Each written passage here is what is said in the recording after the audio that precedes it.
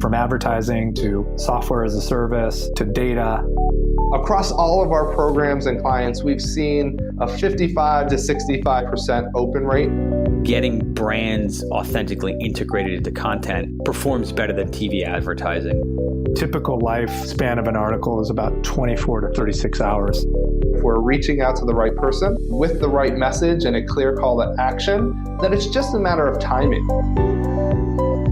Welcome to the MarTech Podcast, and I Hear Everything production. In this podcast, you'll hear the stories of world-class marketers that use technology to drive business results and achieve career success. We'll unearth the real-world experiences of some of the brightest minds in the marketing and technology space so you can learn the tools, tips, and tricks they've learned along the way. Now here's the host of the MarTech Podcast, Benjamin Shapiro. Welcome to the MarTech Podcast. I'm your host, Benjamin Shapiro, and today we're going to discuss B2B demand generation. Joining us is Paul Slack, who is the CEO and founder of Vende Digital, which is a full-service digital marketing agency that specializes in helping businesses increase their online presence. Yesterday, Paul and I talked about identifying your B2B demand gen audience, and today we're going to continue the conversation talking about B2B content marketing secrets. All right, here's the second part of my conversation with Paul Slack, the CEO and founder of Vende Digital. Paul, welcome back to the MarTech Podcast. Glad to be here, Benjamin. Excited to have you back on the show. Excited to talk a little bit more about how the Niners are going to beat Dallas. Digital marketing. Ouch. Sorry, wrong show. We're going to talk about business and marketing, not the 49ers' superiority over the Dallas Cowboys. You did take our third string quarterback, though. Congratulations. Anyway, we got a topic that's probably a little bit more in your favor. We're going to talk about B2B content marketing secrets. The content marketing world is changing as fast, if not faster, than the B2B marketing world. We've got all sorts of new tools, bells, whistles. Tell me a little bit about what's the way to use content for B2B that's always worked, and then tell me about what's changing. At the end of the day, when we think about B2B and B2B buyers, they have a problem that they can't solve on their own, right, Benjamin? And that's why they need a vendor, right? They're going out and looking for somebody to solve a problem they either can't solve on their own or they don't want to solve on their own. And it's a challenge. And so they need to get educated in order to figure out who are the vendors that are out there, what are the different ways that I can solve this problem, what are the pros and cons of all the different ways that I can solve this problem. And at the end of the day, companies and people buy things because of the words they hear or read that help them learn about products and services. And so content marketing and building great content has been at the foundation of good marketing from day one. Whether it's spoken word or written word or video, at the end of the day, we need to share our knowledge to help customers understand how to overcome problems and our point of view as it relates to those things. That's been foundational. What's changed in the last 24 to 36 months is really Google has changed a lot. We have AI coming on the scene. We talked a little bit about that in the last episode. So now we have to be, and even I think about like LinkedIn being the most important B2B social platform, how their algorithms are changing to really make sure that when their users are out there either searching on Google or they're scrolling through their feed on LinkedIn, that user is seeing information that's going to be useful and valuable to them. So the most important thing I can share with the folks that are listening in today is an acronym that was actually coined by Google called EEAT. And that acronym stands for experience, expertise, authority, and trust. Google came out with this acronym a couple of years ago as a guide to help all of us that were creating content to not write about a plethora of things, but really to focus our writing and our content on a handful of things where we can show our experience, can show our expertise, and really validate that we can be a trusted resource. And so when we think about content marketing in today's context, it's not writing a lot about a lot of things, but it's going really deep and horizontally about the things that are really in our wheelhouse today. So the message here is that what you're trying to do with your B2B content marketing is educate the consumer on how to solve problems they have, which inherently means you need to understand who your consumer is and what the problems they have are. Your B2B marketing content success is going to be driven by how much you understand your customers. So Paul, tell me some of the ways that you can understand what your customers' problems are so you can refactor the answers into various different types of content. I'm going to connect the dots to our previous episode where this is why you have to identify your ideal customer profile. You have to truly understand who are the people that are your very best customers that we want to sell to, because what you're going to find is there's a common problem that they have. They might be in a particular vertical. They have the same folks that are in their buying committee, if you will. And when you have a small subset of the folks that you can sell to that are your very best customers, then you can start talking to customers and really understanding what keeps them awake at night.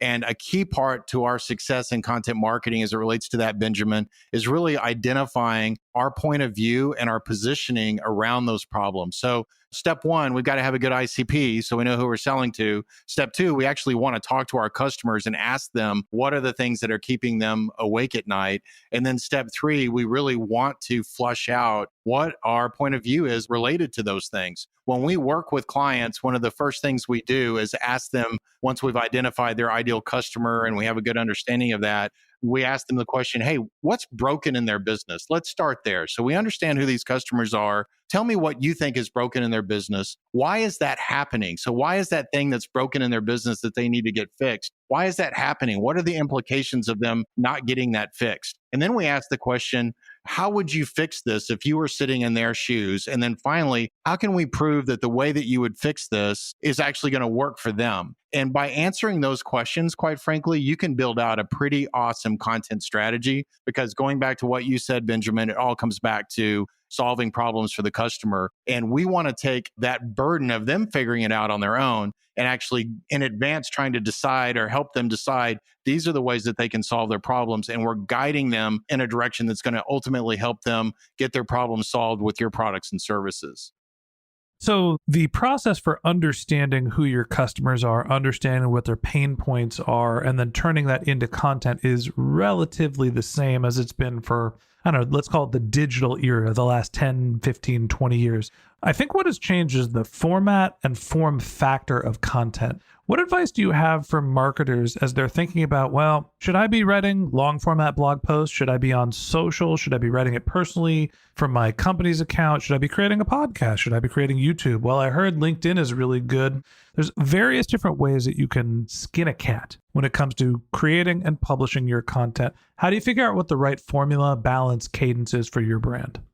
Here's what we recommend on that. So going back to the acronym EEAT, one of the best things that we can do if we're really trying to showcase our experience, our expertise, build trust and authority is start with identifying 3 to 5 content pillars. So these might be categories of content that you truly are a subject matter expert in, that your business is solving day in and day out, these types of problems that you're solving day in and day out. And once you have identified these 3 to 5 content pillars, then what we recommend is that you build out what we call a content flywheel. So start with long form foundational content. These could be blog posts, these could be white papers, point of view pieces, and typically these would live on your website, and they're great for SEO, and Google loves them because they're going to show and showcase your EEAT as we've described it. But then from there, Benjamin, what you do is you atomize that content into different formats. And so now that I've got my content pillars, I've got my foundational content, I can pull out social media pieces that are ideal for LinkedIn. I can convert that content into speaking notes for people that are going out on the podcast circuit.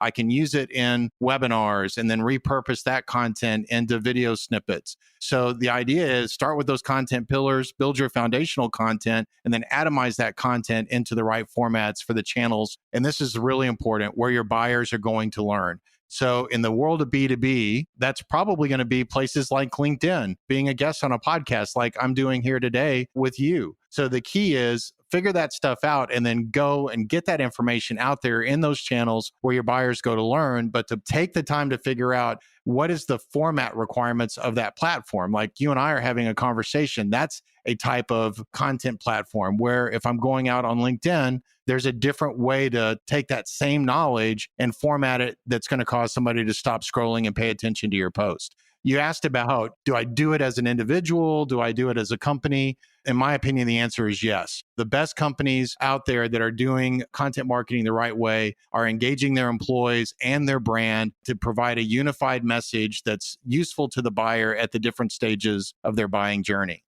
I think there's two schools of thought here. One is you take a very customer-centric approach and you ask your customers where they're consuming content.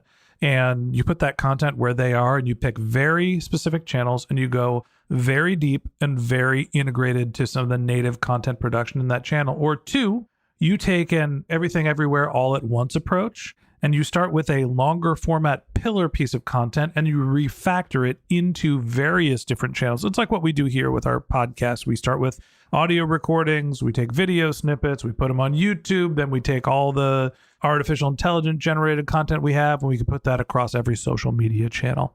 There's a lot of nuance in terms of what your content strategy should be in terms of your distribution. What matters is if you're creating content that answers your customer's problem and then put it in a place where they are looking for it and can find it. Paul, any last words for marketers as they're thinking through their B2B marketing content strategies? What are some of your big secrets? To me, this is the biggest takeaway. If somebody's just really trying to think about how do I turn this into something actionable for my business, in my mind, whenever you're thinking about content marketing, it always starts with what is my desired outcome? And oftentimes when I ask companies, hey, you're talking to us today about content marketing, what are you trying to get out of it? What I often hear, Benjamin, is we want more traffic, we want more leads, we want to ultimately grow our pipeline. Those are byproducts, in my opinion. Your desired outcome really should be to become the go-to resource for your customer within your category. So everything that we've been talking about today is all about delivering value to the customer. And when you start with, okay, hey, here's this content pillar of ours, like one of ours is demand generation. How do we become a go-to resource for our ideal customer profile as it relates to demand generation? And that just flips it on its head because now you're starting to think like a media company, starting to think about, well, how do I provide entertaining content? And I'm using the word entertaining loosely, the kind of stuff that your buyers want. That's more important than getting more traffic and ultimately more pipeline. But here's the crazy part about that, Benjamin, is when you build for the customer, all those byproducts happen. But when you start with those byproducts, like, hey, I'm going to do content marketing because I want more traffic, I want more sales, then you end up building content that nobody cares about. So start with the customer and focus on how do you become the go-to resource for your audience. You'll be real happy that you did. I think that's great advice. It always starts with who the customer is, thinking about your audience, solving their problems, and putting those answers where they can find them. And that wraps up this episode of the MarTech Podcast.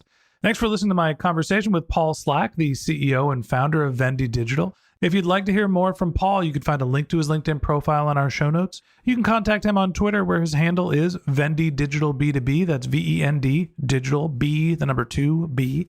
Or you could visit his company's website, which is vendedigital.com. Just one more link in our show notes I'd like to tell you about. If you didn't have a chance to take notes while you were listening to this podcast, head over to martechpod.com, where we have summaries of all of our episodes and contact information for our guests. You can also subscribe to our weekly newsletter, and you can even apply to be the next guest speaker on the MarTech Podcast. Of course, you can always reach out on social media. Our handle is MarTechPod on Twitter, Instagram, and Facebook, or you can contact me directly on LinkedIn. My handle is Ben J. Shap, BenJShap. And if you haven't subscribed yet and you want a daily stream of marketing and technology knowledge in your podcast feed, we're going to publish an episode every day this year. So hit the subscribe button in your podcast app and we'll be back in your feed tomorrow morning. All right, that's it for today. But until next time, my advice is to just focus on keeping your customers happy.